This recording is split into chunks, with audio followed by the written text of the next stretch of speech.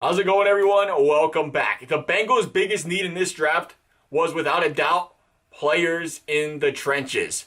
They chose to go with the playmaker that can and will open things up for this offense, though, in Ja'Marr Chase in the first round, which meant they were going to have to go out there and be very methodical, be very, very precise with all their picks from there on out. And I tell you what, I think they did a very good job of doing just that.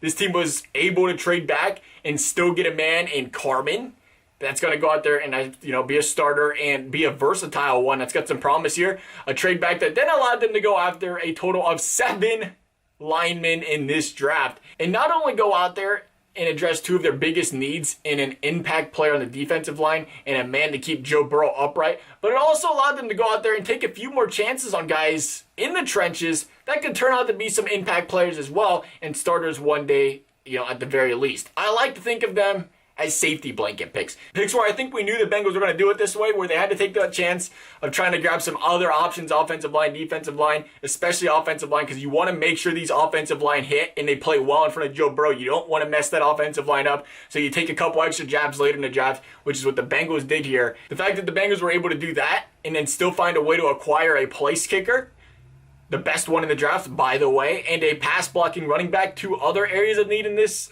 particular draft for the Bengals, was outstanding.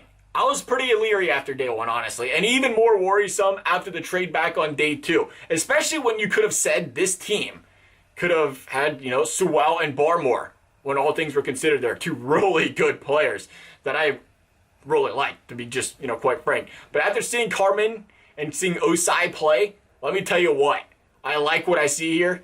And if you can get two above average starters in the second round, in the third round, and then you throw on that dynamic ability, that dynamic threat of a Ja'Marr Chase, let me tell you what, I like what the Bengals did here. I'm going to give them an A-. Can't give them the full A, can't give them the full A+, but I'm going to give them the A- as far as addressing the team needs because, again, they did go wide receiver in that first round. But I do think that's something we look at week 7, week 8, not even thinking about it. I think the Bengals put themselves in a very good position here to say the offensive line will be solid, the defensive line will be solid, and they added an absolute monster in Ja'Marr Chase out wide there. That's our thoughts. Thank you guys for watching. We'll see you next time.